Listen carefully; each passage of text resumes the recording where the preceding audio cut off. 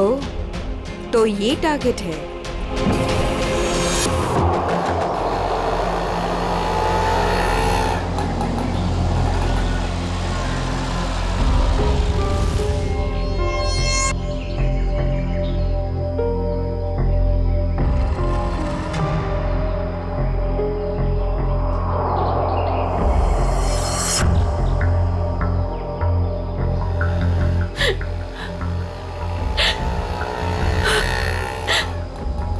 तो यही का बताया था, लेकिन अब तक आए क्यों नहीं? आ जाएगा अमित, आ जाएगा। संजनी बेटा, तुम इतनी चिंता मत करो, रास्ते का मामला है, कहीं देर हो गई होगी उसको। हाँ भाभी, हो सकता है भैया कहीं ट्रैफिक में फंस गए हो। मुझे तो बहुत घबराहट हो रही है, कहीं कुछ हो ना गया हो रास्ते में।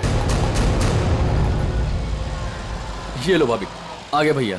आप फालतू में इतना परेशान हो रही थी। ये लो, आ गए।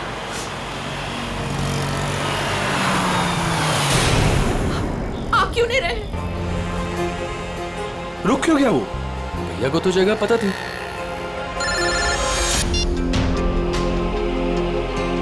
तुमने मुझे जिस जगह रुकने को कहा हुआ है, मैं उसी जगह पर रुका हुआ हूँ। ये अचानक जगह बदलने की वजह क्या है? लेकिन हेलो, सुनो तो, हेलो। काट दिया। ये लोग यहाँ क्या कर रहे हैं? इन लोगों को मैंने मना किया था कि मेरे पीछे मत आए।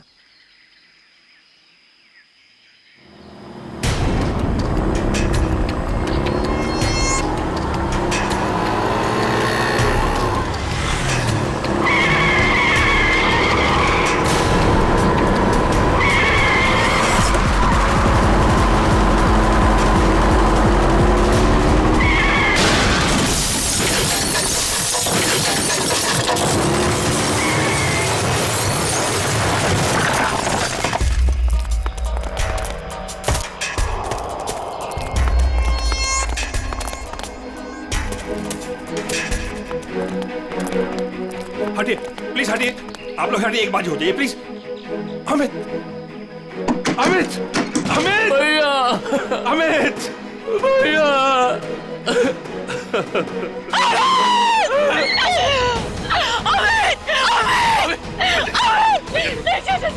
चाचा जी, मुझे लगी हो गया, क्यों लगी होगी? चाचा जी, मुझे जाने, मुझे देखने दीजिए, मुझे देखने दीजिए। देखने के लिए कुछ नहीं बता। नहीं चाचा जी, नहीं, बात को आप झूठ बोल रहे हैं। नहीं, ये झूठ है। भाभी, भैया सच में हमारे साथ नहीं रहे। संभालो अपने आप को प्लीज, प्लीज।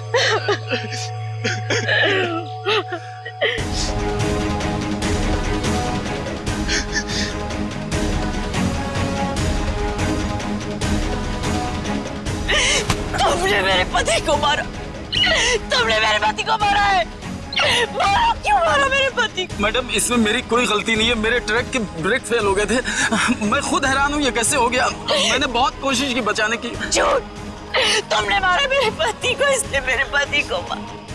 बताओ क्यों किया? क्यों किया तुमने ये सब? क्यों? चाचा जी, चाचा। संभालो अपने आप को संजनी, संजनी। तू नहीं बचेगा, अभी सीआईडी को बुलाता हूँ।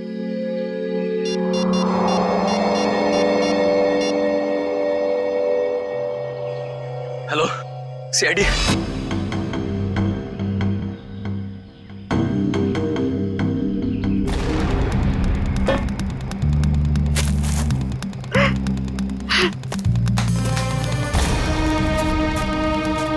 संजनी जी, आपको ऐसे क्यों लगता है कि ये एक्सीडेंट नहीं, किसी ने जानबूझकर किया, किसी ने आपके पति को मारा है? हाँ साहब, ये सच है। मैं भला क्यों मारूंगा? ये एक्सीडेंट है साहब।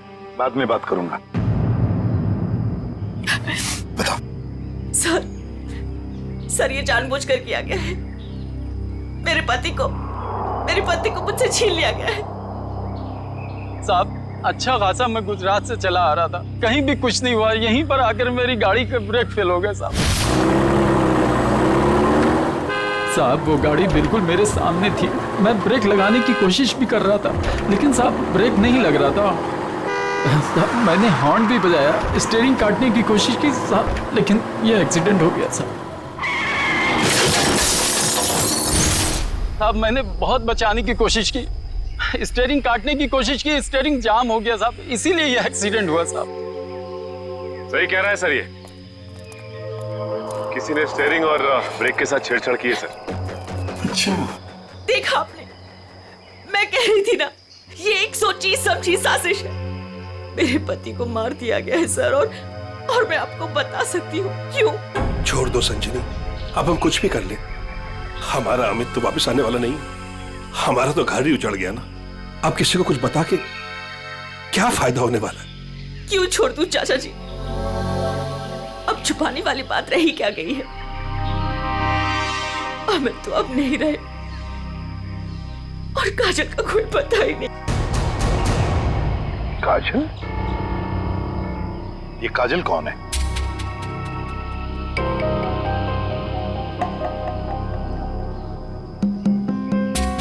बताइए संजनी जी, ये काजल कौन है?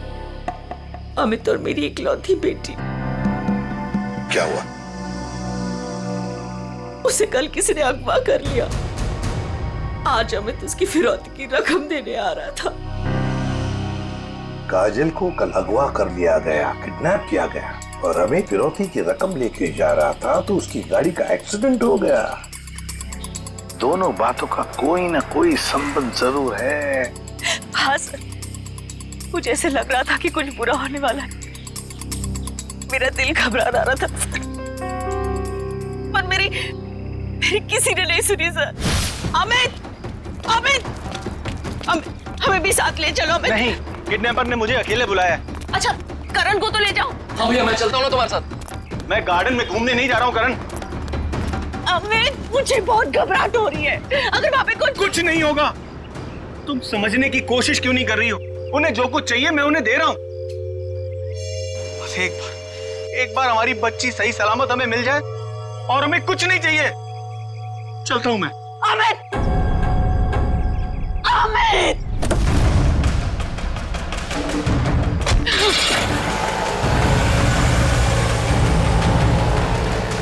संजनी, चलो अंदर चलते हैं, सब ठीक हो जाएगा। ओके चाचा जी, मुझे बहुत घबराहट हो रही है। हमें पुलिस को बता देना चाहिए। नहीं संजनी, देखो, तुम हमारे घर की बहू हो, लेकिन मैं तुम्हें अपनी बेटी ऐसे समझता हूं, इसलिए तुम्हें नसीहत दे रहा हूं, अपने पति से पूछे बगैर कोई भी ऐसा कदम मत उठाओ, प्लीज।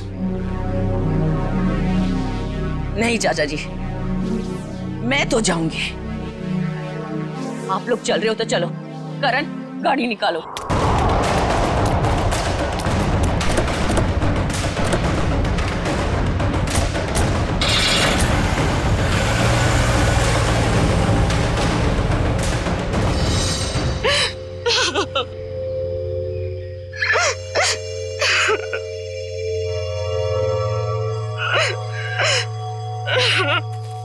सर, कोई उस आदमी को क्यों मारेगा जो उसे फिरौती देने आने वाला था?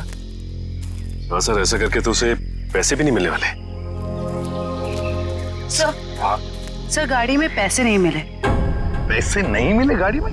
नहीं सर, और सर ना ही कोई ऐसा बैग या फिर ब्रीफकेस मिला है जिसमें फिरौती की रकम रखी गई हो। सर, कहीं ऐसा तो नहीं कि गाड़ी में से किसी ने पैसे निकाल लिए? संजीवी जी, गाड़ी में फिरौती के पैसे हैं नहीं।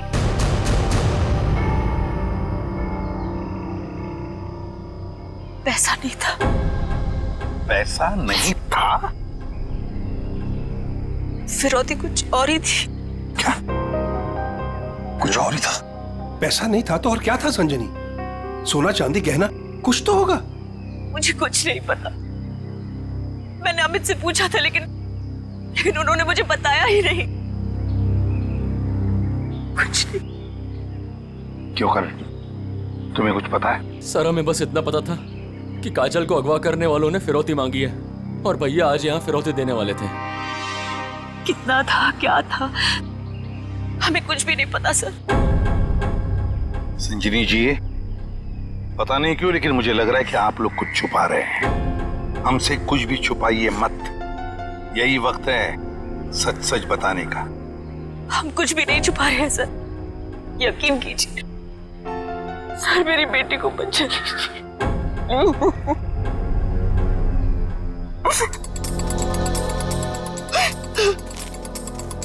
फिरौती के लिए पैसे नहीं देने थे तो फिर और क्या हो सकती थी फिरौती? और फिर अमित ने ये सब छुपाया क्यों? क्यों छुपाया अपने परिवार वालों से भी? एक्सीडेंट से पहले तुम कहीं रुके थे क्या? कुछ इतनी देर के लिए कि जिस वक्त में कोई तुम्हारा स्टीयरिंग या फिर ब्रेक के साथ कोई छेड़छाड़ करे। हाँ साहब, यहाँ से ठीक 2 किलोमीटर पहले टोल नाका है, वहाँ के अफसर ने मुझे रोका था। यहाँ से 2 किलोमीटर पहले? साहब यहीं पे रुकिए, यहीं पे। साहब यहीं पे था वो टोल नाका, ये अचानक गायब कैसे हो गया? साहब मैं जब गाड़ी लेकर आया तो यहीं पर था, मैं सच कह रहा हूँ साहब।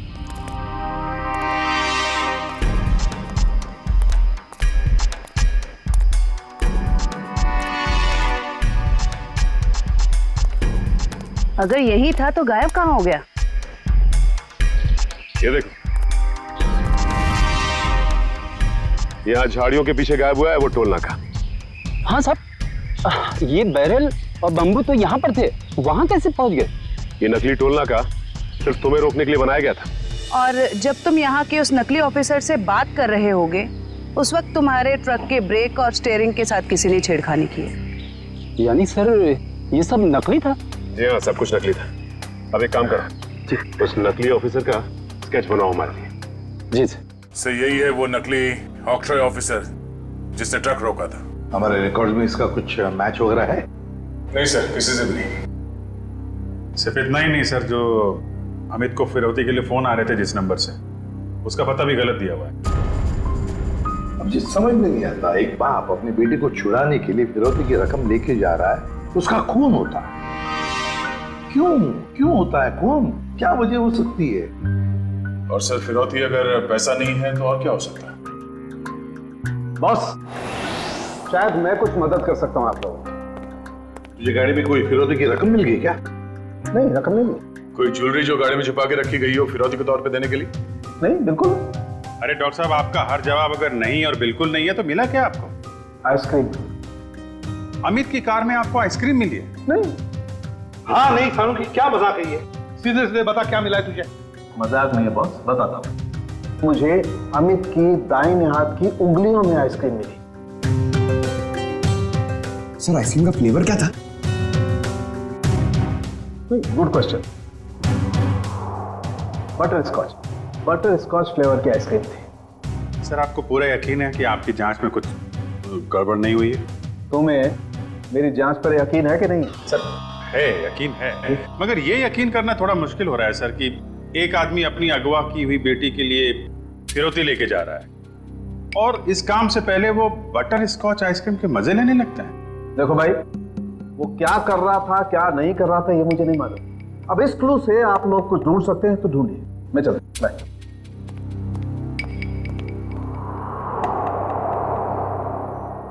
काम करो सर, अमित की पत्नी संजीनी को फोन करो, पूछो उससे क्या अमित घर से निकलने से पहले आइसक्रीम खा के निकला था क्या, हाथ धोए थे क्या नहीं, ये भी पूछो सर।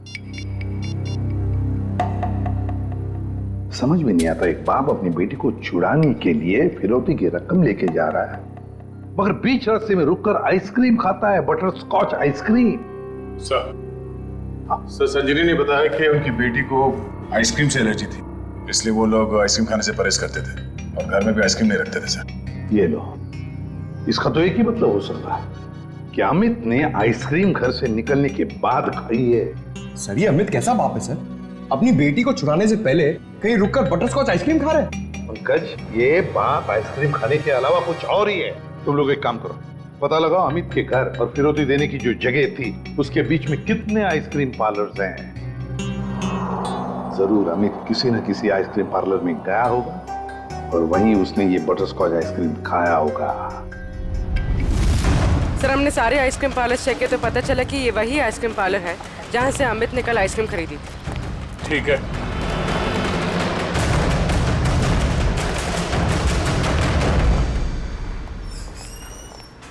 आइए सर। आपको ठीक से याद है कि कल अमित ने आप ही के आइसक्रीम पार्लर से वो बटर स्कॉच आइसक्रीम खरीदी थी? जी सर। और बड़े मजे से उसने आइसक्रीम खाई होगी। नहीं सर, उन्होंने उसे डिलीवरी करने के लिए कहा था। खाई नहीं? अरे सर, ये तो गड़बड़ कर दिया। इतनी अच्छी आइसक्रीम खरीदी और खाई भी नहीं।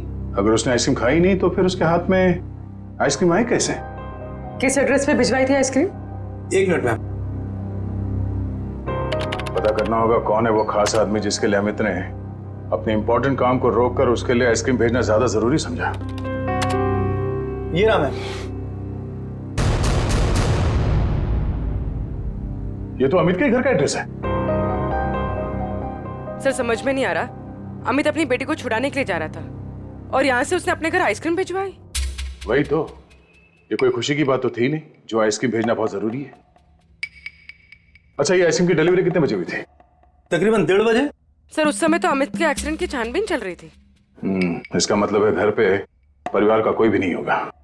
1 मिनट, अभी पता करता हूँ। हेलो संजनी जी, आपसे एक बात की जानकारी चाहिए थी।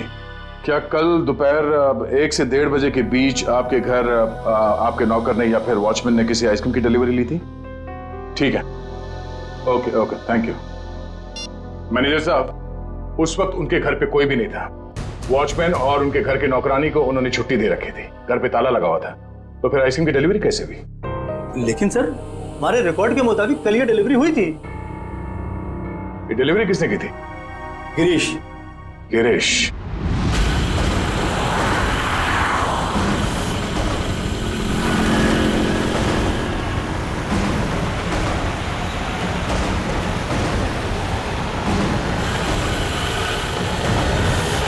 सर, हम इस बटरस्कॉच का गिरीश का पीछा क्यों कर रहे हैं सर? अबे ये तो पता चल गया था कि कल अमित ने आइसक्रीम का जो ऑर्डर दिया था उसके घर तक नहीं पहुंचा। हाँ सर। अब हमें ये पता चलेगा कि डिलीवरी बॉय ने इस आइसक्रीम के साथ क्या किया था। सर इसलिए आपने फिर से आइसक्रीम अमित के घर के पते पर ऑर्डर की? मैंने तो सिर्फ अमित का जो ऑर्डर है उसे दोहराया है। अब देखते हैं ये डिलीवरी बॉय क्या करता है। सर, आपको लगता है गिरीश वही करेगा जो उसने कल किया था? लगता नहीं है पंकज, गिरीश ने फिर से वही गलती की है। वो देखो, वो दूसरे रास्ते पे मुड़ गया।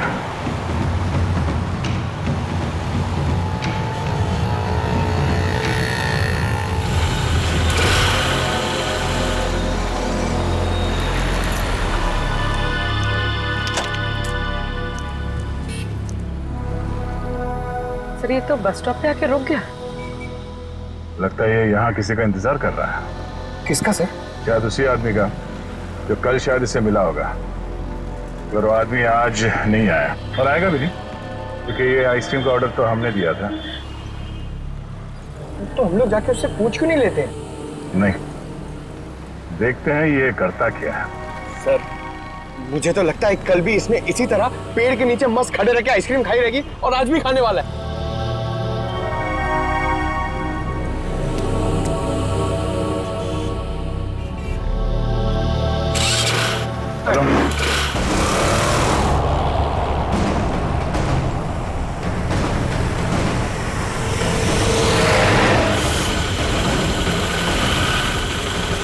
अबे यार, इसने तो आइसक्रीम का मिल्क शेक बना दिया होगा। सर ये जा कहाँ रहा है? पंकज, जिस आदमी का ये इंतजार कर रहा था बस स्टॉप पे, वो आदमी वहां पे नहीं पहुंचा, इसलिए शायद ये उसी से मिलने जा रहा है।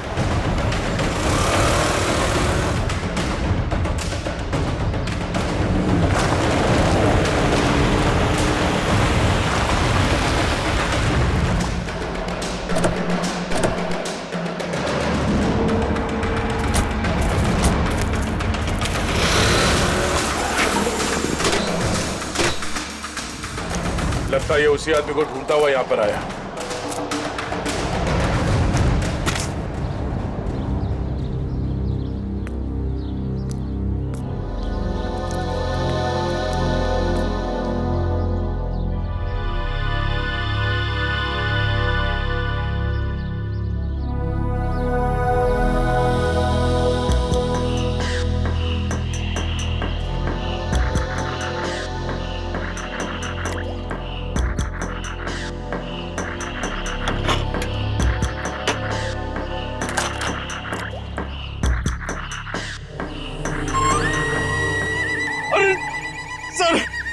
इसने तो आइसक्रीम का हलवा बना दिया, ना खाने के लायक बची ना पीने के लायक। चलो इसी से पूछते हैं इसने ऐसा क्यों किया।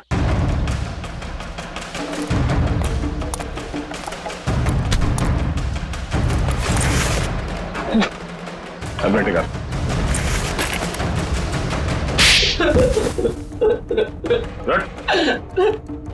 बोल क्या चक्कर है आइसक्रीम का? कुछ दिन पहले मुझे एक आदमी यहाँ मिला था। उसने मुझसे कहा तुम्हारे आइसक्रीम पार्लर पे अमित नाम का एक आदमी आएगा और वो बटर स्कॉच आइसक्रीम ऑर्डर करेगा सर। और कल अमित ने आइसक्रीम पार्लर में आकर बटर स्कॉच आइसक्रीम का ऑर्डर दिया। हाँ सर आया, और उस आदमी ने मुझे वो पता पहले से ही बता दिया था जिस पे अमित को वो आइसक्रीम डिलीवर करानी थी। लेकिन उसने मुझसे कहा था कि आइसक्रीम उस एड्रेस पर डिलीवर ना कर उसको दे दूं सर। और तुमने आइसक्रीम उसे दे दिया? हाँ सर, वो मुझे बस स्टॉप पे मिला और आइसक्रीम लेके चला गया सर। उसने ये काम करने के लिए मुझे पूरे 2000 रुपए दिए सर।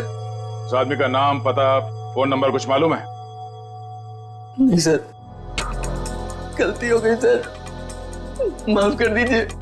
वो आदमी दिखता कैसा था? उसकी हाइट करीब 5 फुट 6 इंच होगी, रंग गोरा था, नाक उसकी चपटी थी सर, क्लीन शेव ही रखता था, जब भी आता था हमेशा बाइक पे आता था सर। सर ये आदमी तो बिल्कुल वैसा ही हुलिया बता रहा है जैसे उस ट्रक ड्राइवर ने बताया था। मतलब एक ही आदमी दोनों जगहों पे था, ऑक्ट्रॉय नाके पे और बस स्टॉप में। तुम ये बताओ कि उस आइसक्रीम के टब में तुम उंगली डाल के क्या ढूंढ रहे थे? सर मैंने अमित जी को उस आइसक्रीम के टब में कुछ रखते हुए देखा था।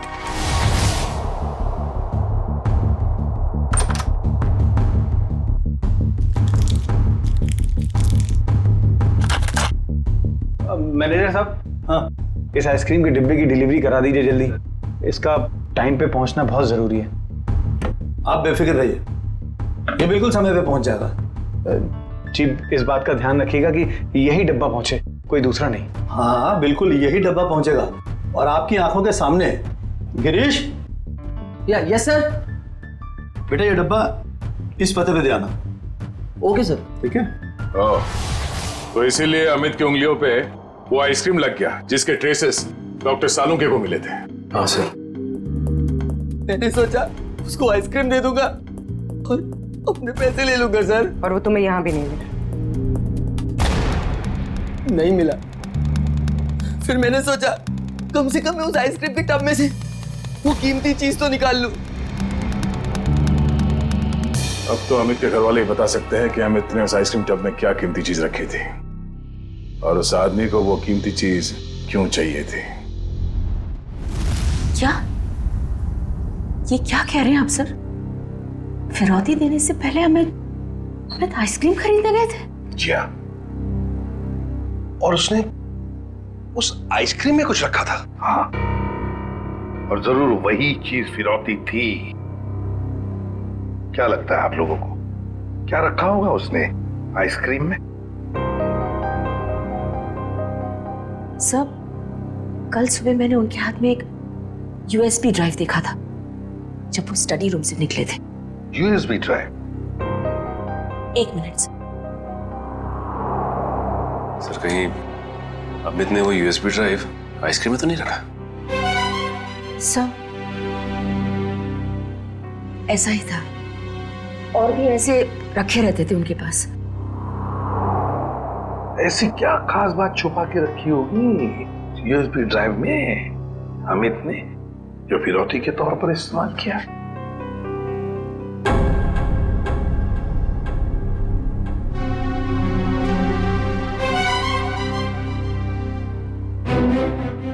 फिर चुप हो।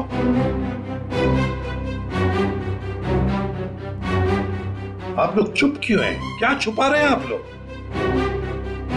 प्लीज मत छुपाइए, जो भी है सच सच बताइए, वरना बहुत देर हो जाएगी और काजल की जान को खतरा भी हो सकता है।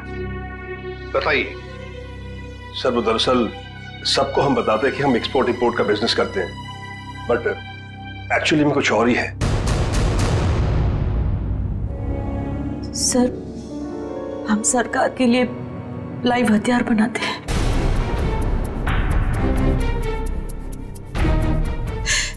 सरकार के साथ हमारा कॉन्फिडेंशियल एग्रीमेंट है कि कुछ भी हो जाए हम ये बात किसी को नहीं बताएंगे।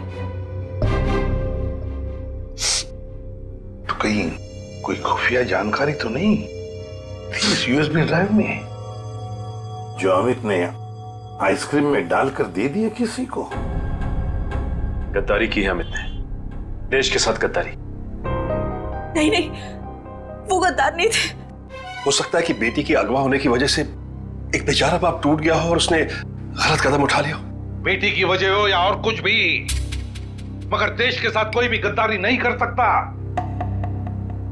दया को फोन करो, कहो उसे कि ये सब कुछ उस आदमी ने किया है जिसने आइसक्रीम की डिलीवरी ली थी। उठाओ उसे। ये हमारे देश की सुरक्षा का सवाल है, हमारी देश की सुरक्षा का सवाल।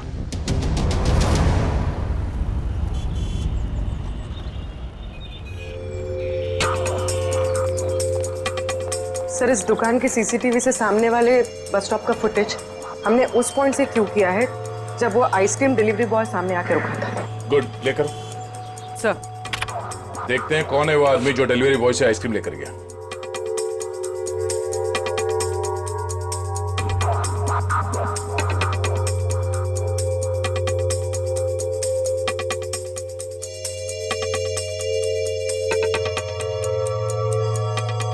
यही है वो आदमी, मतलब वो डिलीवरी बॉय सच बोल रहा था, ये लेकर गया आइसक्रीम।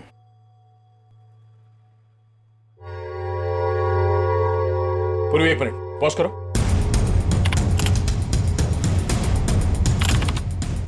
जूम करो। बाइक का नंबर दिख रहा है, पता करते हैं ये है कौन। मैं बस थोड़ी देर टीवी देख लेता हूं।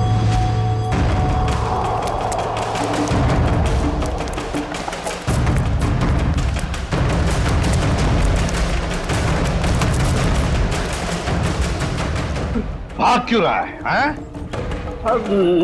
नहीं साहब, बस ऐसे ही डर गया था। मैंने कुछ नहीं किया है। मैंने कब कहा तुमने कुछ किया है? अरे साहब, मैं बेकसूर हूँ साहब। अगर बेकसूर हो तो हमें देखकर भाग क्यों रहे हो? हैं? नहीं, मैंने बस वैसे ही। देख, ऑक्ट्रॉय ऑफिसर बनकर तुमने उस ट्रक के ब्रेक और एक्सीलरेटर के साथ छेड़खानी की।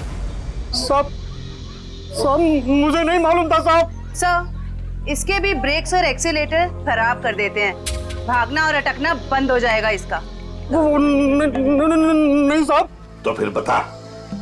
मुझे नहीं मालूम कि कोई ट्रक में कुछ खराबी करने वाला है, और मुझे साहब ये भी नहीं मालूम कि ट्रक से किसी की जान जाने वाली थी। वो आइसक्रीम का बॉक्स जो तुम्हें उस डिलीवरी बॉय ने दिया था, उस आइसक्रीम के बॉक्स का क्या किया तुमने? साहब, मैंने आइसक्रीम बॉक्स किससे डिलीवरी की थी साहब? किसके कहने पर? किसके कहने पर किया सब ये तुमने? साहब, वो एक औरत थी। एक औरत? हाँ साहब। और वो औरत मिली कहाँ तुम्हें? सर, एक बस स्टॉप पर वहीं मिली थी वो। और ये साहब, ये सब कुछ मैंने पैसे के लिए किया साहब। उसका नाम पता तो मालूम नहीं होगा तुम्हें? शक्ल भी नहीं देखी होगी, क्यों? नहीं साहब, नाम नहीं मुझे मालूम है। वो जब आई थी तो उसने अपना चेहरा शॉल से ढक रखा था। उस औरत ने तुम्हें कांटेक्ट कैसे किया? साहब, उसने मुझे कॉल किया था। सचिन, इसका मोबाइल फोन चेक करो, देखो कहां से आया था ये कॉल। बताओ। सर, ये उसका नंबर है सर। ठीक है। किस बस स्टॉप पर मिली थी वो? सर, यारी रोड बस स्टॉप पर सर। यारी रोड। सर, ये यारी रोड तो 20 किलोमीटर दूर। कोई बात नहीं सचिन, जाएंगे हम 20 किलोमीटर दूर यारी रोड बस स्टॉप पर। जरूर कोई ना कोई सुराग मिल ही जाएगा। सर, इसका क्या करना है? जेल भेज दें? नहीं जयवंती, इसे जाने देते हैं। वैसे भी ये कुछ काम का नहीं रहा हमारे, है ना? बहुत बहुत शुक्रिया साहब, बहुत बहुत शुक्रिया।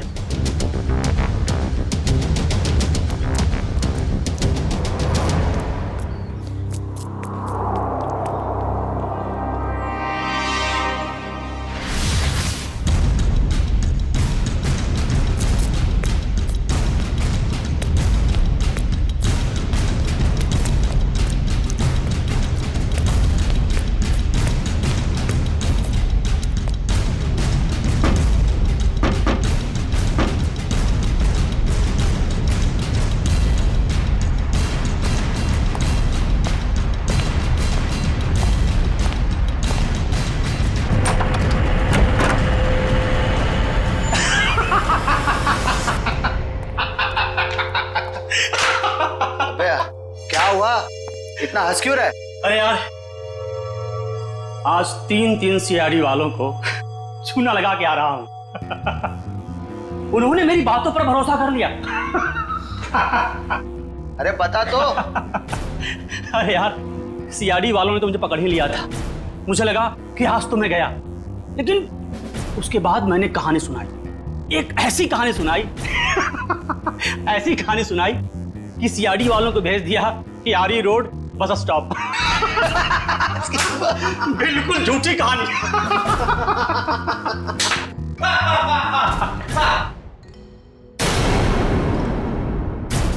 बहुत हंसी आ रही है।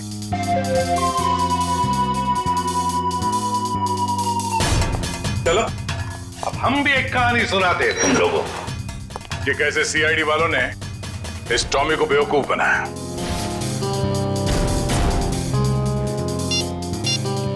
तुम्हारे मोबाइल से मैंने अपना नंबर डायल किया, बस तुम्हारा नंबर मेरे मोबाइल से आ गया।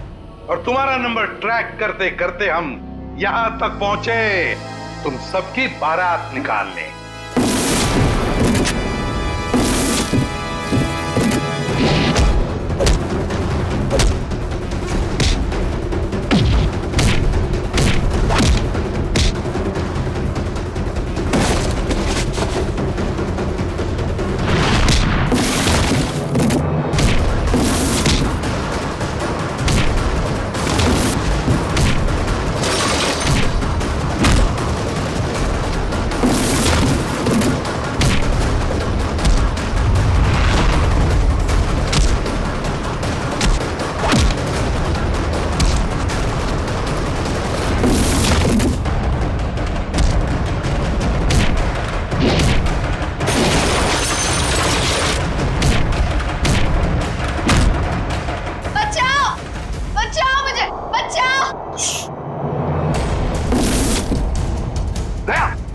कोई बच्चा चिल्ला रहा है, शायद नीचे।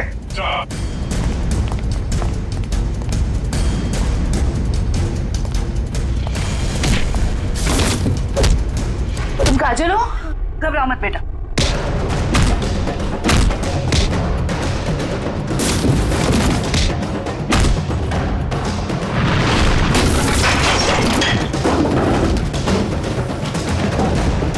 चलो।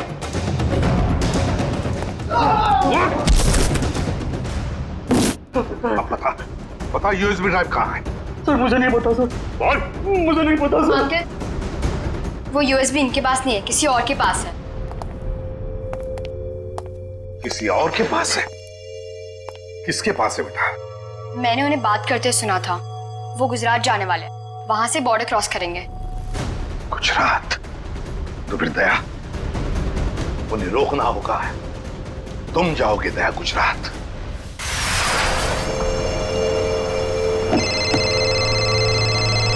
हेलो निखिल, नजरें गड़ा के रखना। हाँ सर। बॉर्डर की तरफ यही दोनों रास्ते जाते हैं, उन्हीं में से किसी में होगा वो। ओके सर, ओके, हम लोग नजर रखते हैं। और ये भी पता चला है कि वो हरे रंग की ओपन जीप है। निखिल, हरे रंग की जीप में वो लोग, हरे रंग की, समझे? हरे रंग? कहीं भी दिखाई पड़े रोक लेना उनको। Okay sir. वो लोग हरे रंग की जीप में बॉर्डर की तरफ जा रहे हैं। बॉर्डर क्रॉस कर रहे हैं? हाँ सर। हरे रंग की जीप?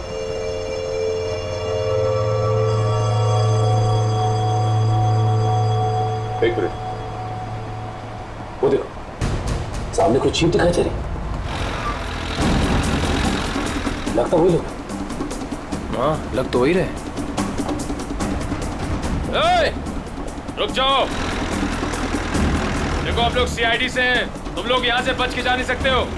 अरे हाँ, ये तो सचमुच सीआईडी वाले, आप क्या करेंगे? तैयार रहना, पास मैं तो उड़ा देना।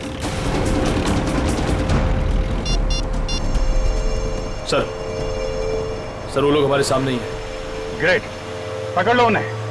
जीप दिख गई है। ठीक है सर, हम उनके पीछे ही हैं।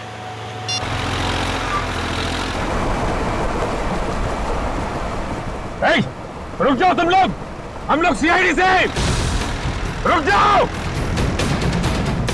एक मिनट, देखिए फायर मत करो। ये तो नजदीक आ रहे हैं, प्लीज जल्दी चलो, कुछ करो। देखो तुम लोग गलत कर रहे हो, हमारी बात सुनो। फायर कर रहे हैं।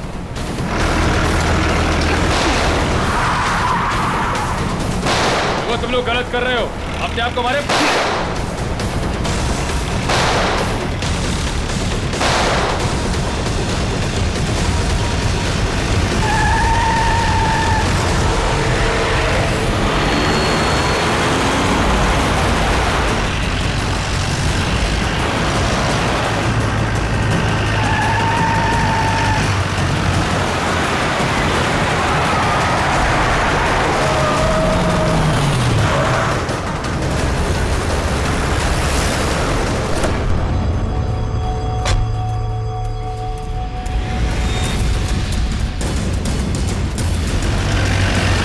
देखो निके,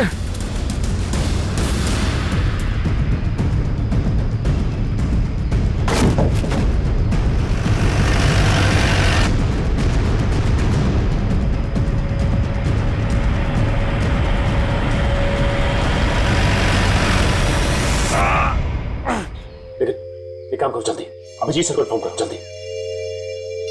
इस गाड़ी को भी अभी खराब होना था।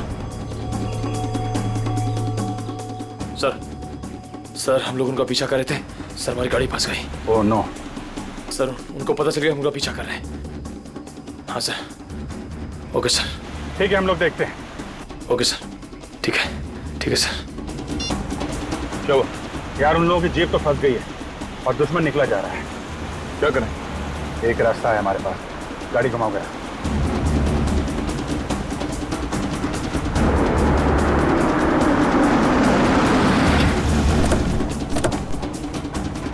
अरे ये कहां ले आए तुम? ये तो फ्लाइंग क्लब है। और ये सामने प्लेन भी खड़ा हुआ है। प्लेन? अरे हाँ, कुछ दिनों पहले तुम प्लेन चलाना सीख रहे थे ना, तो तुम ये प्लेन उड़ा सकते हो? कोशिश कर सकता हूं। क्या बात है, चलो।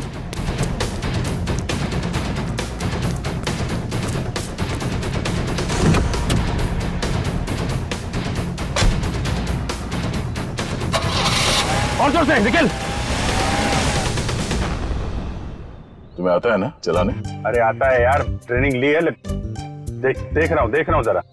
एक मिनट, डरना नहीं है। चल मेरी चिड़िया, उड़ जा। पहले स्टार्ट।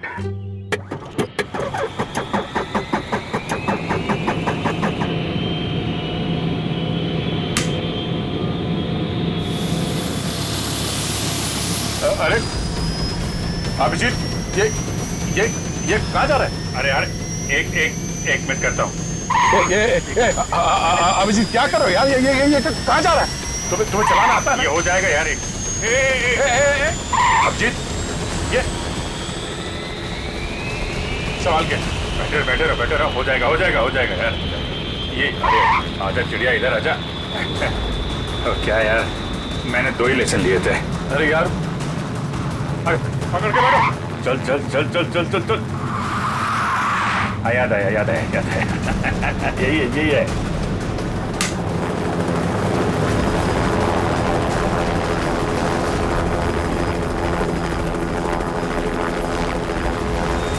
ये जा रही चिड़िया, ऊपर जा रही।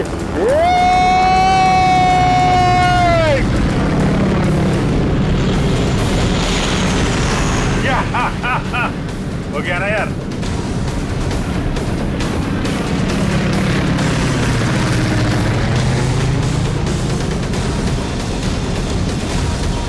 अभिजीत संभाल के।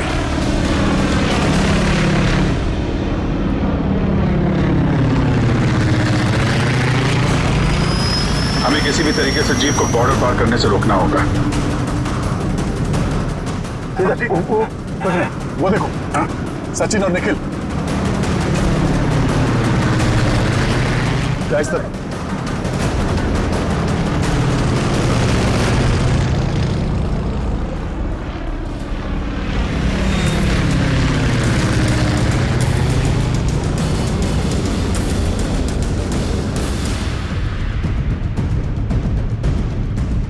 जीप आगे होनी चाहिए।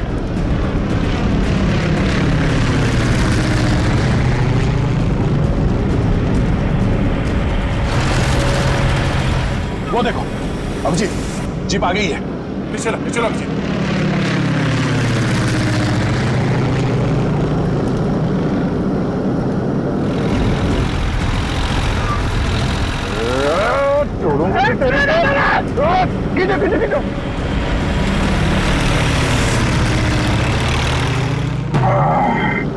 यार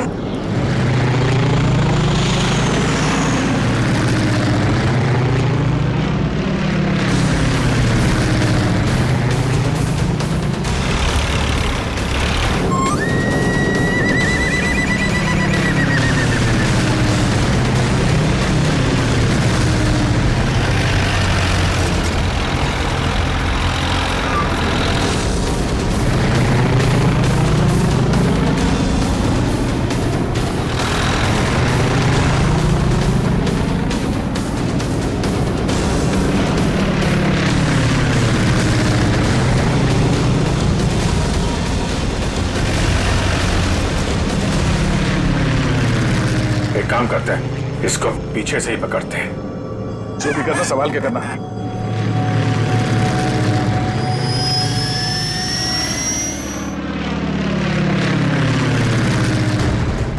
चलो अभिजीत, चलो उसके ऊपर ले लो।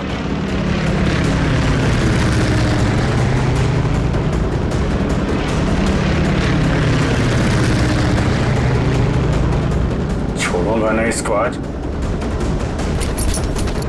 दया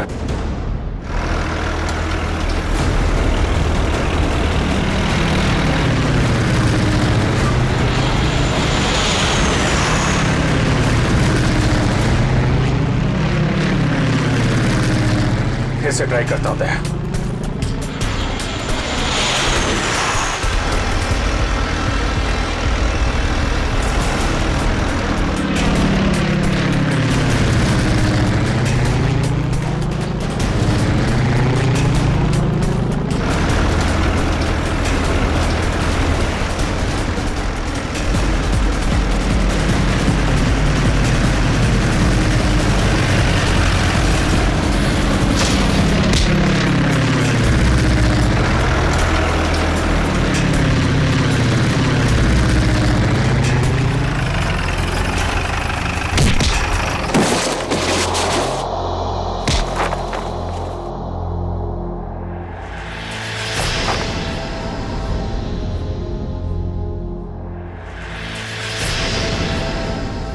जगन,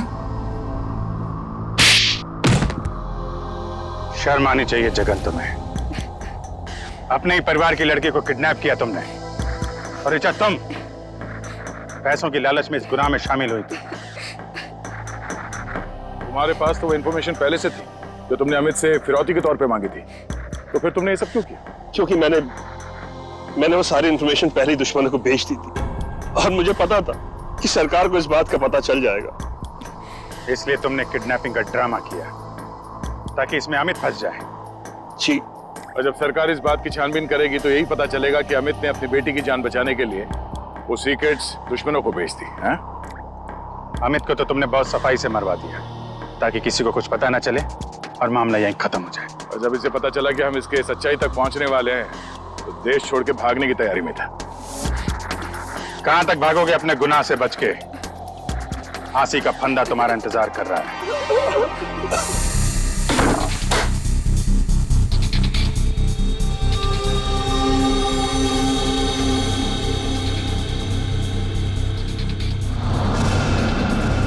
मुझे अपना के मुझे फिर से पराया क्यों कर दिया माँ?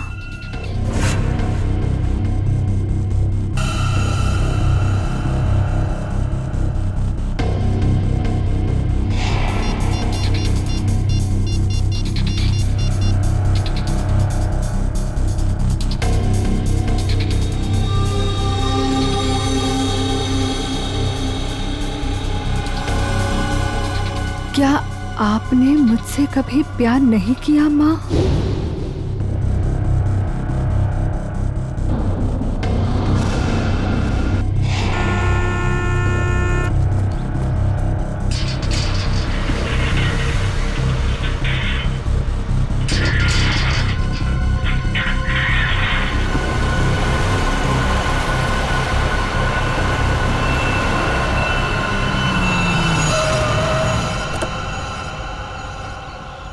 नमस्ते मैडम जी। नमस्ते।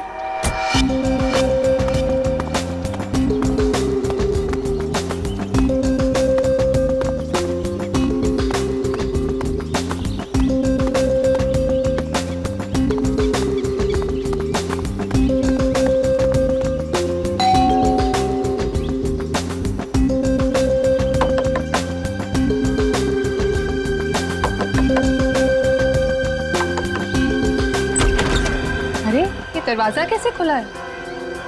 विनीता, विनीता, विनीता, कहाँ हो तुम? सो रही हो क्या? विनीता। अंकल, आंटी, कोई आवाज क्यों नहीं दे रहा है?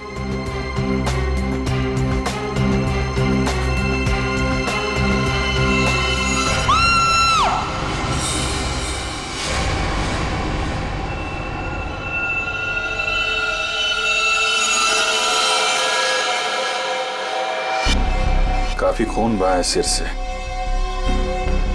लगता है किसी भारी चीज से मारा गया है। सर बाथरूम में ये लोहे का रॉड मिला है सर, इस पे ताजे खून के धब्बे हैं।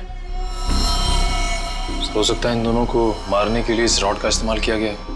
उंगलियों के निशान मिल सकते हैं इस पे। संभाल के रख दो।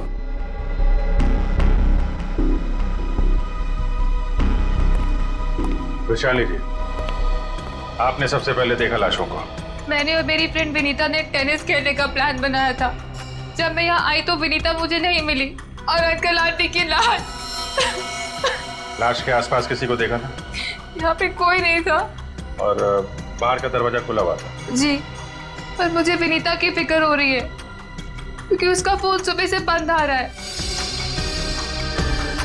विनीता का कोई फोटो है आपके पास?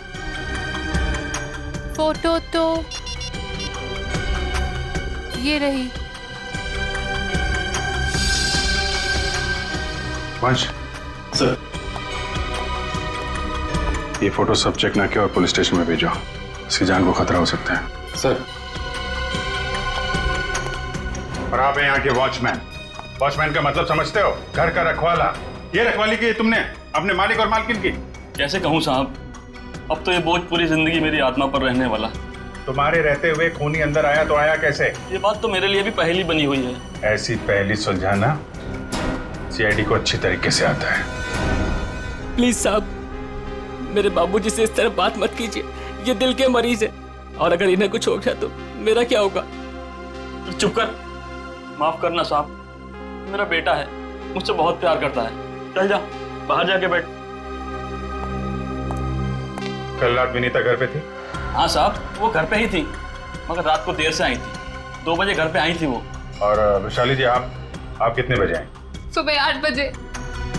मतलब विनीता यहाँ से रात 2 बजे से सुबह 8 बजे के बीच में गई है? नहीं गई साहब। नहीं गई है तो घर पे कहाँ है?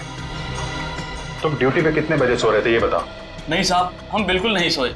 सोने की बात तो दूर, हमने सेकंड की झपकी भी नहीं ली। तो क्या वो खूनी आसमान से उड़ के इस घर में आया? हाँ? वैशाली, एक बात बता, विनीता के परिवार वालों की किसी से कोई दुश्मनी थी? मुझे इस बारे में कुछ नहीं पता। अच्छा, विनीता के बारे में आप हमें और क्या बता सकती हैं? विनीता मुझसे अपने सारे सुख दुख बांटती थी, बस उसे अपने अनाथ होने की हीन भावना महसूस होती रहती थी। एक मिनट, आपने कहा कि विनीता अनाथ है? अंकल आंटी ने उसे गोद ले रखा था। अच्छा, विनीता का सुरेश जी और उनकी पत्नी के साथ कैसा संबंध था? बहुत अच्छा था, जैसे कि उसके सगे माँ बाप हो, पर विनीता से वो एक ही बात से नाराज होते थे। कौन सी बात? रोहन। ये रोहन कौन है? वो सुरेश अंकल के दोस्त धनराज जी का बेटा था, जिससे विनीता बहुत प्यार करती थी, पर इन्हें ये रिश्ता जरा भी मंजूर नहीं था। रोहन ठीक आदमी नहीं था क्या? एक नंबर का शराबी। उसकी शराब पीने की लत की वजह से उसके माँ बाप ने उसे जायदाद से बेदखल कर दिया था। शराब पीने के बाद उसे कुछ भी होश नहीं रहता। एक बार तो उसने मेरे सामने इतना बड़ा ड्रामा क्रिएट किया था। विनीता, दरवाजा खोलो, खोलो दरवाजा। मैंने कहा दरवाजा खोलो वरना मैं दरवाजा तोड़ दूंगा। रोहन, मैं तुमसे अभी कोई बात नहीं कर सकती, प्लीज चले जाओ यहाँ से। मुझे अभी बात करनी है, मुझे इसी वक्त बात करनी है। खोलो दरवाजा, खोलो। साहब, बिटिया ने मना किया ना, वो आपसे नहीं मिलना चाहती है, आप जाइए यहाँ से। विनीता, ये क्या कर रही हो? दरवाजा मत खोलो। मुझसे इस तरह से बात करने वाला हाँ विनीता, तो तुम्हारे पापा एकदम सही कह रहे हैं। अभी वो होश में नहीं है, दरवाजा मत खोलना। और अच्छे से समझा दे कि दोबारा मुझसे पंगा ना ले। हट विनीता। ये क्या ड्रामा लगा रखा है रोहन? चलो अभी चलो यहाँ से। अरे और माफी मांगो इनसे। सॉरी सॉरी वॉचमैन अंकल, मुझसे गलती हो गई। ये मेरी बदतमीजी की कीमत। दारू पी के तुम कुछ भी करते हो ना, कुछ भी बकते हो। चलो यहाँ से। चलो रोहन। हो सकता है इस रोहन ने शराब के नशे में आके सुरेश जी और उनकी पत्नी का खून कर दिया और फिर विनीता को अपने साथ लेकर चला गया।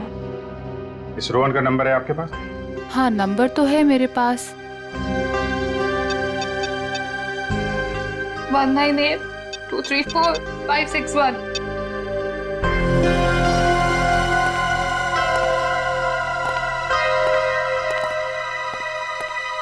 रोहन का फोन भी बंद आ रहा है। सर अब एक बात समझ में नहीं आ रही है, अगर वो खूनी मेन गेट से अंदर नहीं आया तो फिर कहाँ से आया? घर को चेक करते हैं।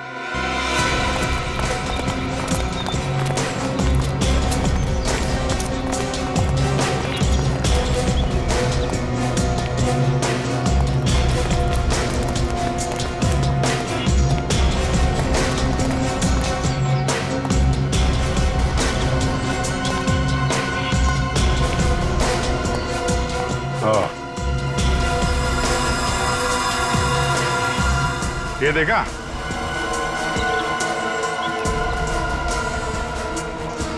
लगता है खूनी यहां से अंदर आया और फिर यहीं से बाहर भाग गया। सर खूनी यहाँ से आ जा सकता है, लेकिन खूनी विनीता को यहाँ से कैसे लेके जा सकता है? हाँ सर, अगर विनीता के साथ उसने जोर जबरदस्ती की होगी तो विनीता चीखती चिल्लाती शोर मचाती। हो सकता है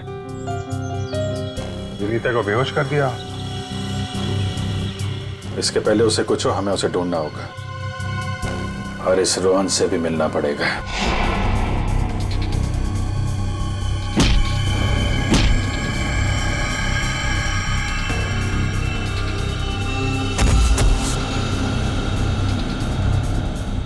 सर अभिजीत सर ने रोहन का यही का पता बताया।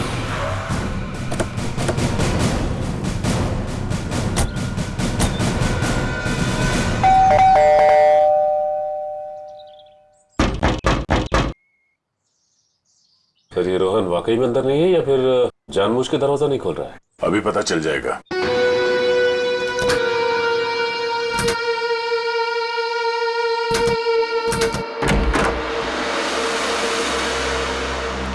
हो सकता है उसने विनीता को यहीं कहीं छुपा के रखा हो। घर में सामान भी ज्यादा नहीं है, पूरा घर खाली दिखाई दे रहा है। हाँ वैसे भी कंगाल है वो, माँ बाप ने तो बेदखल कर दिया था उसे। सचिन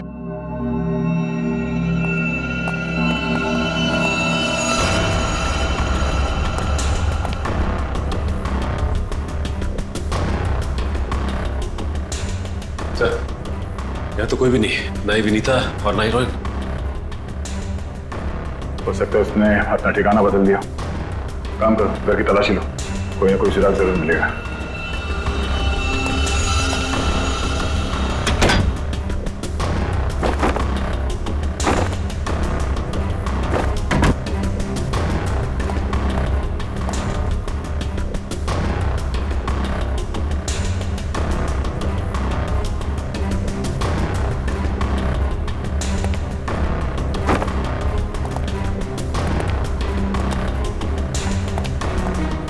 चारों तरफ किताबें ही किताबें पढ़ी। लगता है इस रोहन को किताबें पढ़ने का बहुत शौक था। नजरिया बदलिए, बहुत अच्छी किताब है ये।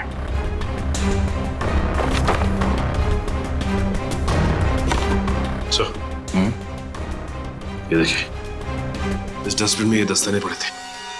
लगता है किसी ने अभी भी जलाया। मतलब इन दस्तानों का इस केस से कुछ लेना देना है।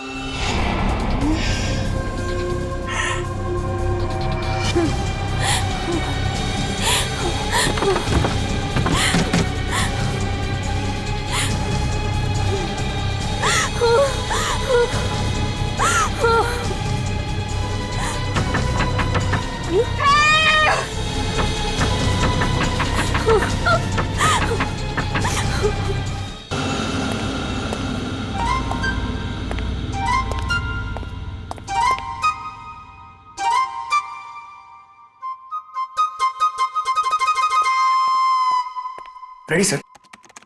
मेरे इतने बड़े शरीर के इत्तू से दिमाग में ना एक बात नहीं घुस रही है। कौन सी बात? ये रोहन का मेन मकसद था विनीता से शादी करना, करेक्ट? करेक्ट। फिर इसने अपने सास ससुर की जान क्यों ली? अरे वृषाली ने बताया था ना कि उसे शराब पीने की बहुत जबरदस्त लत थी, और शराब के नशे में लोग अक्सर कुछ भी कर जाते हैं, उन्हें कुछ याद नहीं रहता। हाँ क्या? क्या? शराब के नशे में इतनी ऊंची दीवार कोई कैसे चढ़ सकता है? भले रस्सी के सहारे क्यों?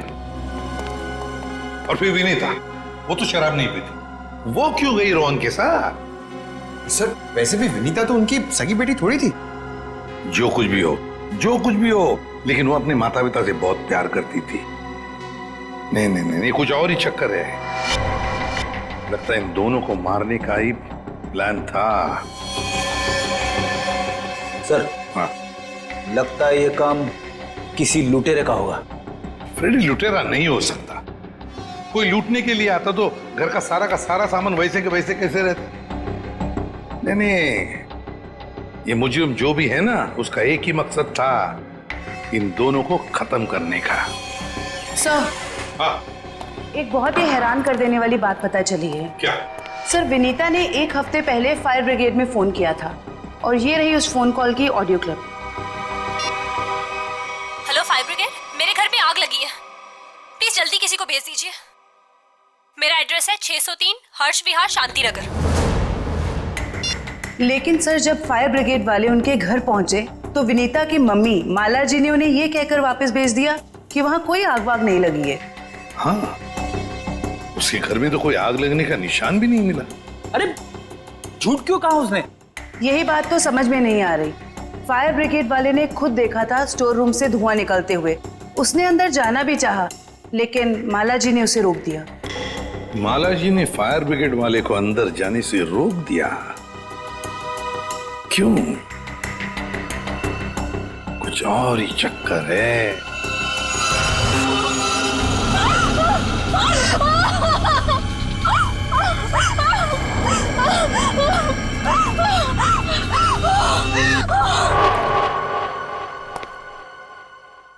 छान मारो इस जगह को अच्छी तरह से, कुछ ना कुछ जरूर मिलेगा।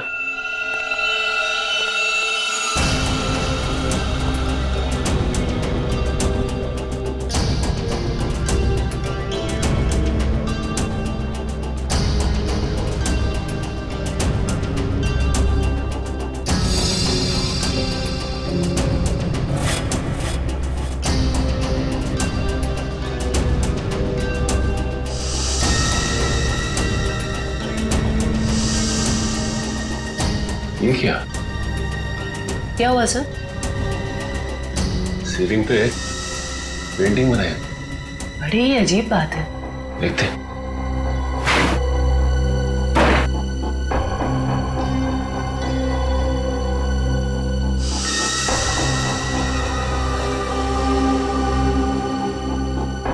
ये क्या? ये तो लगता है धुएं से बना हुआ निशान है, जलने की वजह से। मतलब सर फायर ब्रिगेड वाला सही कह रहा था, यहाँ पे आग तो जरूर लगी है। सर इस पेंटिंग से जली हुई सीलिंग को अच्छी तरह छुपाने की कोशिश की है। लेकिन सवाल ये उठता है कि सुरेश की पत्नी ने झूठ क्यों बोला फायर ब्रिगेड से? आखिर यहाँ पे ऐसी कौन सी आग लगी थी? सीलिंग का सिर्फ यही वाला हिस्सा जला।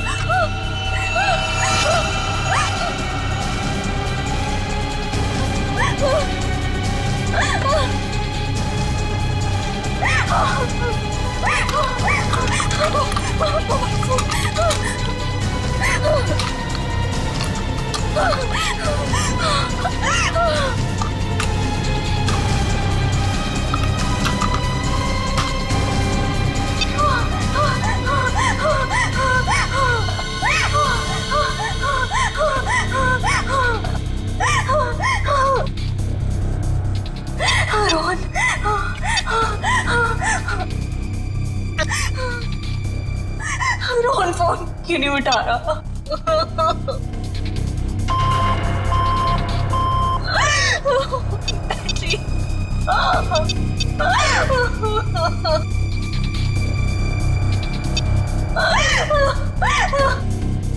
वैशाली पे फोन नहीं उठा रही है। बैटरी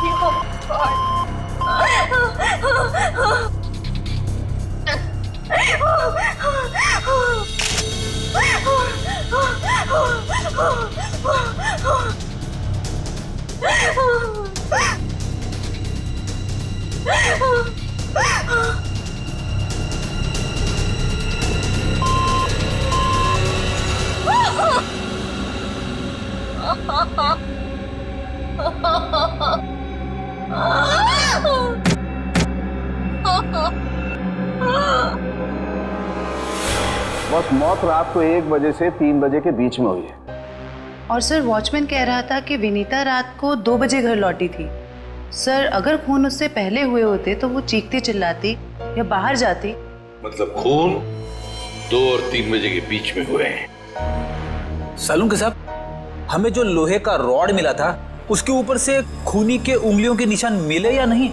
नहीं, बस कोई उंगलियों के निशान नहीं मिले। नहीं मिले? रोहन के घर में से हमें आधे जले हुए ग्लव्स मिले थे। कहीं रोहन ने वो ग्लव्स तो नहीं पहने थे ये खून करते वक्त? हो सकता है, तारिका वही चेक कर रही है। सर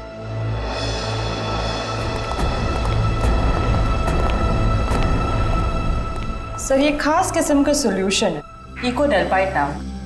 अगर मैं इस सॉल्यूशन को इन दस्तानों पर डालूं तो इन दस्तानों पर जो कुछ भी लगा हुआ होगा वो अलग हो जाएगा।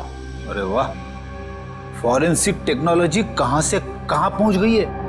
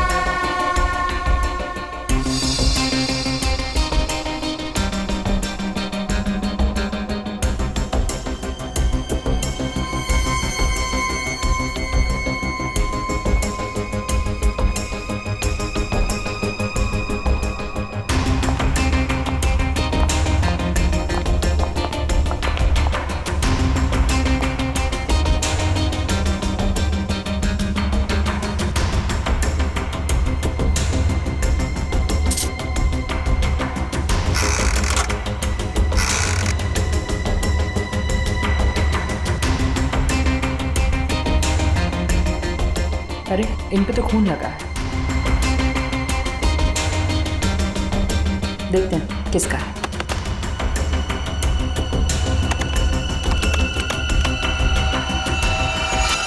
पॉजिटिव सर, ये खून मिस्टर एंड मिसेस सुरेश का ही है। मतलब सर ये खून रोहन ने ही किया है? एक मिनट होल्ड ऑन।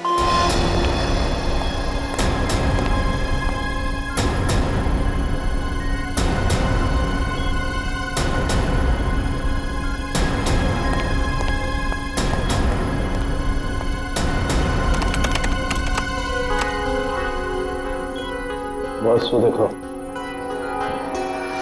दस्तानों पर ये जो दिखाई दे रहे हैं ये रस्सी के रेशे। सर कहीं ये वही रस्सी तो नहीं जो हमें विनीता के घर के बाहर मिली थी? ये डॉक्टर साहब का कंप्यूटर कैसा है? टी करते रहता है। बस दस्तानों पर रस्सी के रेशे के अलावा कुछ और भी है। क्या? थोड़ा वक्त दो, पता लगाता हूं।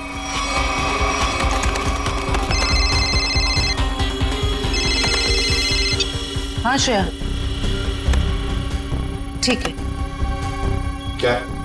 सर विनीता का फोन थोड़ी देर के लिए ऑन हुआ था, उसके घर के बिल्कुल करीब। और सर उसने सोशल नेटवर्किंग साइट पे अपने दोस्त को एक SOS मैसेज भी भेजा है। श्रेया मुझे लिंक अभी भेज रही है सर, ये देखिए सर। मैं घुटन से मर रही हूं, प्लीज मुझे बचाओ।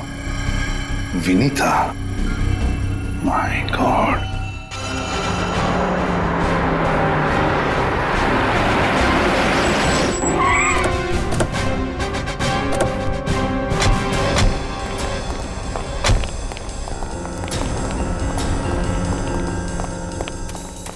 मोबाइल कंपनी ने बताया कि विनीता का फोन आखिरी बार यही ऑन हुआ था। इस घने जंगल में नेटवर्क मिला, यही बड़ी बात है। जरा देखो आसपास।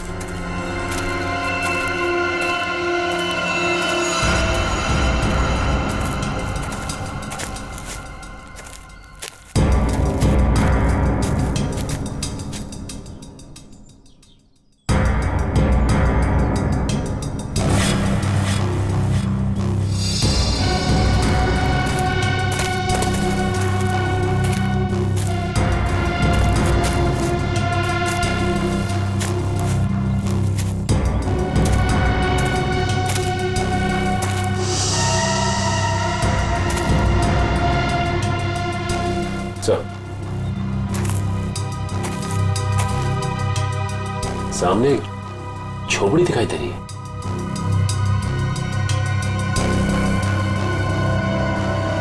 दिव्या, पंच।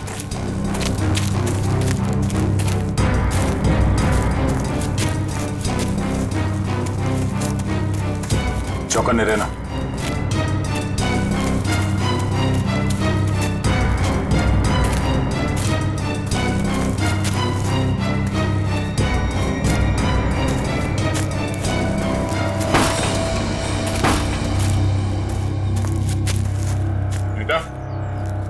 बेटा, तो तलाशी लो।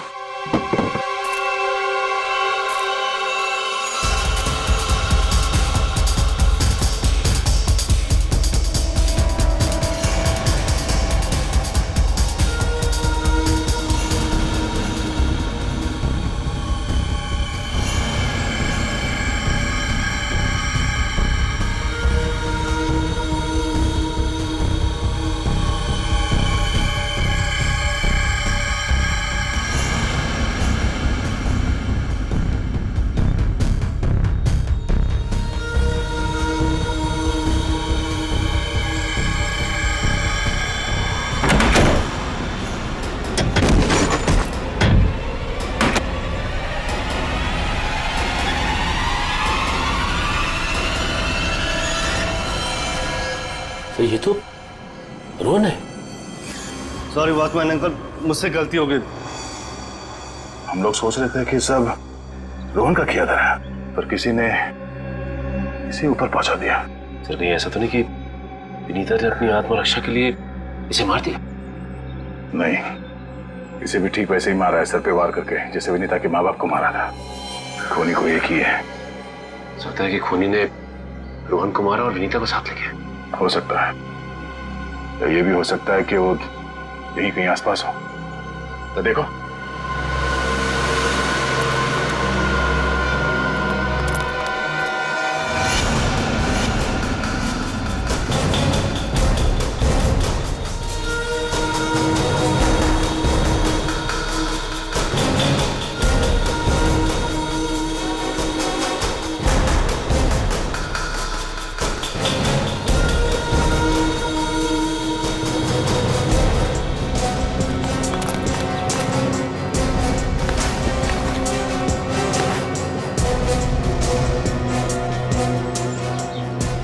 सर आसपास भी कुछ नहीं मिला। तो कुछ नहीं मिला। सर ये देखिए, फावड़ा और कुदाल।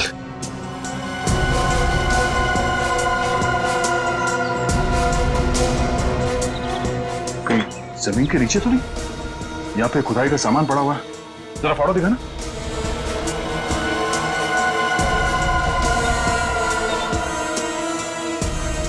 इस फावड़े पे गीली मिट्टी लगी हुई और ये पत्ता। अब विनीता को यहाँ जमीन के नीचे रखा गया है, जंगल के किसी ऐसे हिस्से में जहां पे ये पत्ते मिलते हो। ढूंढो, जरा देखो आसपास।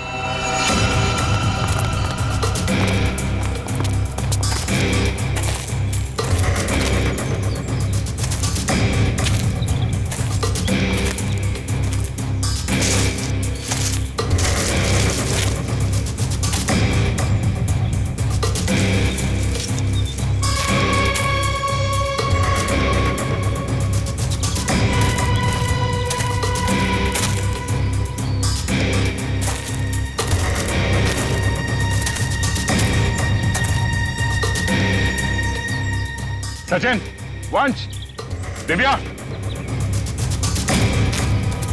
ये देखो, लगता है हाल फिलहाल में यहाँ खुदाई हुई है। वंश, खुदाई का औजार लिया जल्दी। सर।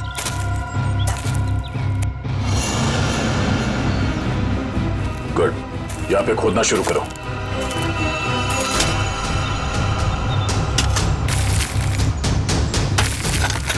एक मिनट हट जाओ।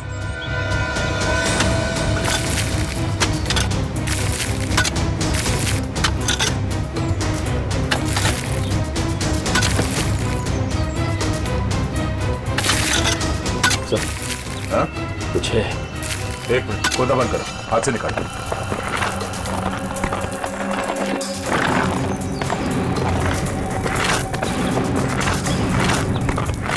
तो इसके अंदर तो नहीं?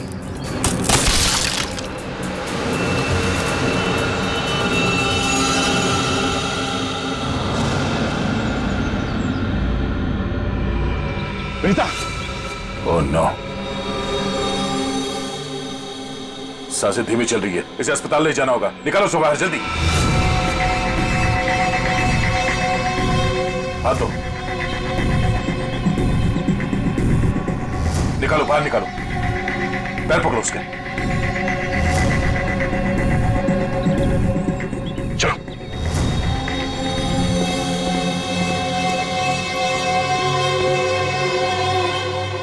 इतना समय बीत गया है, पता नहीं किस हाल में होगी विनीता। हम तो वक्त रहते उसे यहाँ ले आए, उम्मीद तो यही है कि वो ठीक हो जाएगी। ठीक भी हो जाएगी तो भी रोहन की मौत और उसके माँ बाप की मौत का सदमा पता नहीं बर्दाश्त कर पाएगी कि नहीं। मैं हमेशा कहता हूँ कि सीआईडी में सबसे मुश्किल काम यही है, किसी को किसी अपने की मौत की खबर देना। हाँ डॉक्टर साहब, कैसी है विनीता? अब खतरे से बाहर है, उन्हें होश आ गया। गुड, हम उनसे बात कर सकते हैं? हाँ बात कर सकते हैं, लेकिन वो काफी तनाव में, बहुत देर तक कम ऑक्सीजन में रहने की वजह से फिलहाल बहुत ज्यादा कमजोर है वो। थोड़ा संभाल के ध्यान रखिएगा इस बात का। ठीक है, हम इस बात का ख्याल रखेंगे। Thank you. चलो।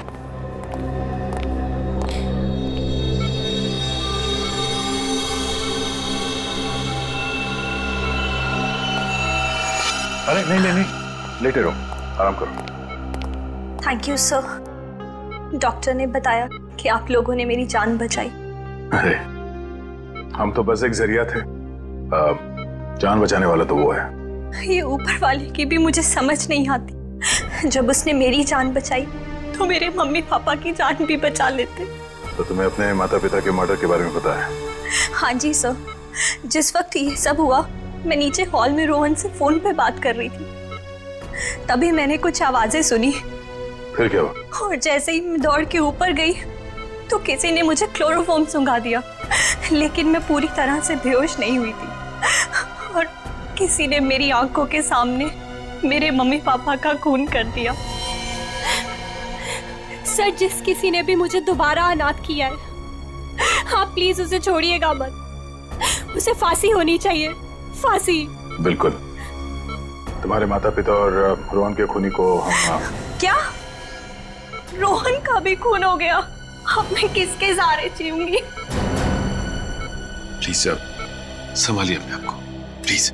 अच्छा ये बताइए कि आपको कब पता लगा कि आप उस बॉक्स के अंदर बंद हैं? जब मेरी आंखें खुली तो मैं एक घुटन भरे बक्से में थी। मुझे नहीं पता था कि किसी ने मुझे जिंदा दफन कर दिया। अच्छा विनीता, उनमें से किसी का चेहरा देखा था तुमने? नहीं सर। ठीक है। डॉक्टर साहब, दया वो जो रस्सी है, उस रस्सी पर मुझे भेड़ का बाल मिला है। उस रस्सी पे भेड़ का बाल मिला? हाँ दया, भेड़ का बाल। और भेड़ भी ऐसी वैसी नहीं, हिमालय पर रहने वाली भेड़।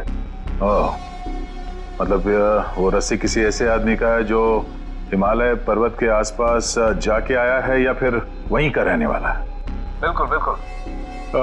ठीक है डॉक्टर साहब, मैं आपसे बाद में बात करता हूँ। ओके। अच्छा हाँ दया, विनीता कैसी है? ठीक है, होश आ गया उसे। गुड गुड, चलो ठीक है फिर, बाय। Okay sir. विनीता, ये बताओ कि तुम्हारे आसपास में कोई ऐसा आदमी है जो हाल ही में हिमालय जाके आया था क्या, या फिर वहीं का रहने वाला हो जो यहाँ पे आया हो? सिर्फ हिमालय पे नहीं, नेपाल भी गए थे मम्मी पापा। अच्छा, कब की बात है? 1 महीने पहले की। वो खुद से वहां गए थे या ये ट्रैवल एजेंट के जरिए टूर पैकेज में? टूर बुक करवाया था सर, इससे उनके पैसे भी बच जाते थे और उनके नए दोस्त भी बन जाते थे। लेकिन उन्हें नहीं पता था कि ये टूर उनकी जिंदगी का आखिरी टूर होगा। संभालो अपने आपको। रीता, हमें उस ट्रैवल एजेंट का नंबर चाहिए। सर, विनीता के माता पिता के साथ जितने भी लोग नेपाल गए थे उन सभी से पूछताछ कर लिए। तो क्या पता चला? सर, नेपाल में एक अनाथ आश्रम है। सुरेश जी और माला जी जब भी नेपाल जाते थे वो इस अनाथ आश्रम में जरूर जाते थे। बानवीर संस्था। विनीता को भी तो यहीं से गोद लिया था माला और सुरेश ने। जी सर। हाँ, देखते जरा इनसे बात करके। हेलो, देखिए मैं एसीपी प्रद्युमन बोल रहा हूँ सीआईडी से, या मुंबई। अच्छा देखिए, मुझे माला और सुरेश के बारे में कुछ इंफॉर्मेशन चाहिए। हाँ, वो 1 महीने पहले आपके यहाँ आए थे ना? अच्छा, तो प्लीज एक काम करेंगे आप, वो फोटोग्राफ्स हमारे सीआईडी के वेबसाइट पर मुझे भेज देंगे आप? Okay, thank you. क्या हुआ सर? किसकी तस्वीरें मंगवाई आपने? विनीता को गोद लेने से पहले सुरेश और माला ने इसी अनाथ आश्रम से 1 साल पहले एक लड़के को गोद लिया था, गोविंद नाम में। गोविंद, लगता है फोटोग्राफ्स आ गए।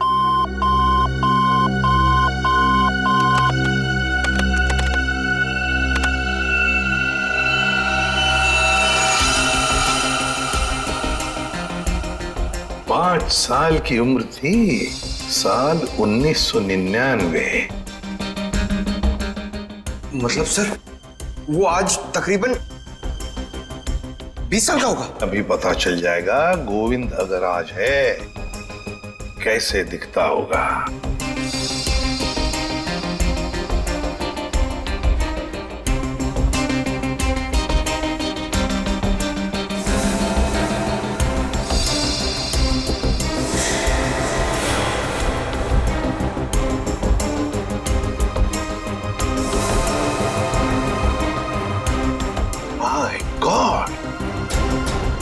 माय गॉड, ये गोविंद है।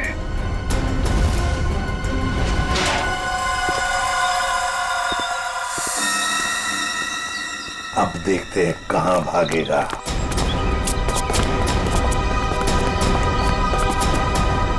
ठीक है सर, हमें देख के अंदर भाग गया है। जब गीदड़ की मौत आती है तो वो शहर की तरफ भागता है, मगर ये तो अंदर भाग गया। मगर सर, वो अंदर की तरफ क्यों भागा? वो तो पकड़ा जाएगा। ऐसे मुजरिम बाहर की तरफ भागते हैं, मगर ये अंदर भागे या बाहर, पकड़ा तो ये जाएगा ही। कहां गया ये? अभिजीत, दया सर, फैल जाओ, मैं सामने से घुसता हूं।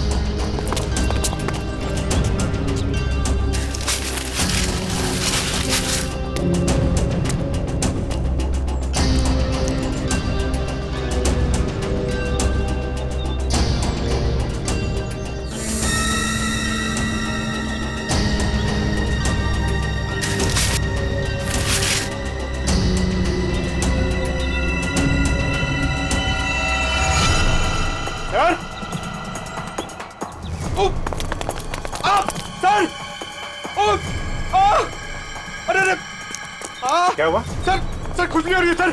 अरे खुजली कहां से होने लगी तुम्हें? सर बहुत तेज खुजली हो रही है सर। ये झाड़ की वजह से। अभिजीत, क्या हुआ इसे? सर ये प्लान ये बहुत गड़बड़ है, इसकी वजह से इसको खुजली हो रही है। एक मिनट, अरे लेकिन इसे जल्दी से हॉस्पिटल ले जाओ। कुछ नहीं होगा, आ जाओ आराम से संभाल के। तो जानबूझकर हमें यहाँ अंदर बुलवा लिया है, जाल रचा है उसने खुजली वाले पौधों का। संभल के रहना, यहीं कहीं छुपाई है।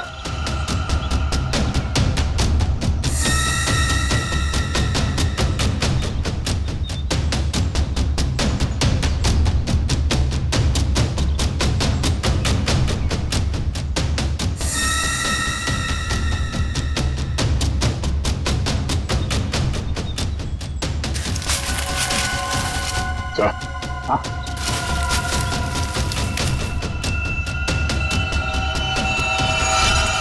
चलो बाहर निकलो। बहुत बना लिया पौधों को हथियार।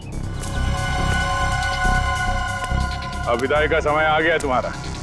ससुराल चलना है। चलो। प्लीज साहब, मेरे बाबूजी से इस तरह बात मत कीजिए। बहुत गड्ढे खोद लिए दूसरों के लिए, गिर गए ना उसी में। सर पानी मंगाइए सर, वरना मैं खुजली से मर जाऊंगा। पानी क्यों? खुजली का इलाज हम अपने साथ लेके चलते हैं। किसी औलाद के लिए अपने माँ बाप का खून करना इतना आसान नहीं होता सर, फिर चाहे वो माँ बाप सौतेले क्यों ना हो। गोद लिया था ना उन्होंने तुम्हें, फिर वॉचमैन को क्यों सौंप दिया?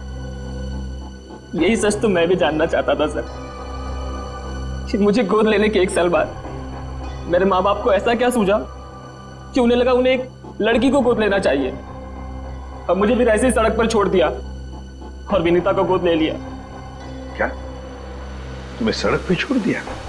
हाँ सर, ऐसा बर्ताव तो कोई अपने जानवर के साथ भी नहीं करता जैसा उन लोगों ने मेरे साथ किया। वो तो भला हो मेरे बाबूजी का, जो उन्होंने मुझे रोता हुआ बस स्टॉप पर देखा और अपने साथ अपने घर ले गए, और तब मेरी अच्छी परवरिश की उन्होंने। सुरेश और माला ने पहचाना नहीं तुम्हें? नहीं सर, मैंने हाल फिलहाल में उनके घर जाना शुरू किया था। मेरे बाबूजी की उम्र हो गई थी तो मुझे लगा मुझे नौकरी करनी चाहिए। क्या तुम्हारे बाबूजी जानते नहीं थे कि तुम उनके मालिक के बेटे हो? नहीं सर, जब मैं उन्हें मिला था तब वो वहां काम नहीं करते थे, और सर मैं इसे कोई इत्तेफाक नहीं कहूंगा, तो भगवान ने मेरे साथ इंसाफ की। तुम्हें किसने अधिकार दिया सजा देने का? सजा देने का हक सिर्फ अदालत को है। क्या तुम शुरू में ही पहचान गए थे उन दोनों को? ये बात तुम्हें मालूम कैसे पड़ी कि उन्होंने तुम्हारे साथ ऐसा किया था? नहीं पहचाना था सर। एक दिन मैं बगीचे में काम कर रहा था तो माला मेम साहब ने मुझे घर के अंदर बुलाया था किसी काम से। विनोद! जी मेम साहब। जरा ऊपर आना, तो काम है। अभी आया। जी मेम साहब। विनोद, देखो ये पुरानी अलमारी है, इसे ठीक से स्टोर रूम में रख देना। हाँ जी मेम साहब। हाँ।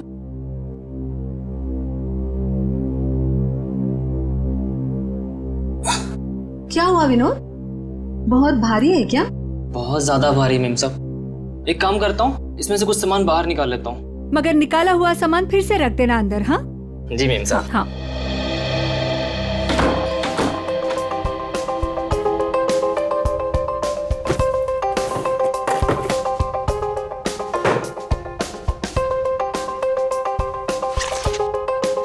कितनी प्यारी प्यारी ड्राइंग्स हैं।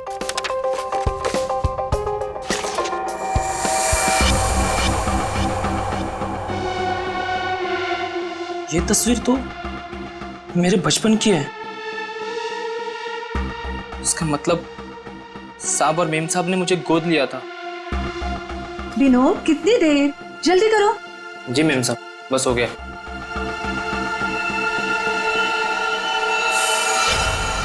और फिर तुम नेपाल गए सच्चाई का पता लगाने? हाँ सर, और जब मुझे सच का पता चल गया तो मैंने पूरे परिवार के नाक में दम करना शुरू कर दिया।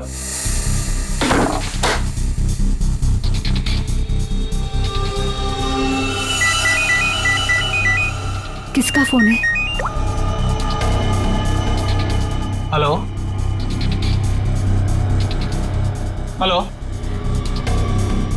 अरे जवाब क्यों नहीं दे रहे हो? हेलो, कौन है? ऐसा क्यों किया? कौन बोल रहा है? आपका बेटा। बेटा? क्या? बताइए, ऐसा क्यों किया? मुझे अपना बनाकर फिर से अनाथ क्यों कर दिया? देखो, ऐसी बातें फोन पर नहीं होती है। आमने सामने मिलो, फिर बैठ के बात करते हैं। बताइए कहाँ मिलना है? मेरे घर। ठीक है, पहुंच गया।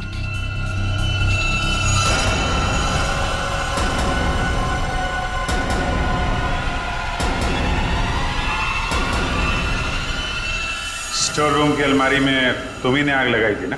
हाँ सर, पर माला जी नहीं चाहती थी कि उनकी सच्चाई दुनिया को मालूम पड़े और समाज में उनकी बेइज्जती हो, इसीलिए फायर ब्रिगेड को भी उन्होंने वापस भिजवा दिया।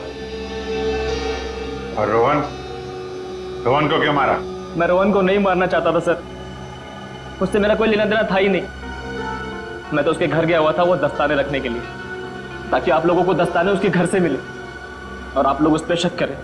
उसने मुझे देख लिया सर, मजबूरन मुझे उसे मारना पड़ा। बदले की आग में तूने 3 खून किए, एक मासूम को जिंदा दफनाने की कोशिश भी की। ये कैसा बदला? ये बदले की आग तुम्हें फांसी के फंदे तक ले जाएगी, फांसी के फंदे तक। इस तरह के और भी एपिसोड देखने के लिए हमारे चैनल को सब्सक्राइब करें और बेल आइकन दबाना ना भूलें।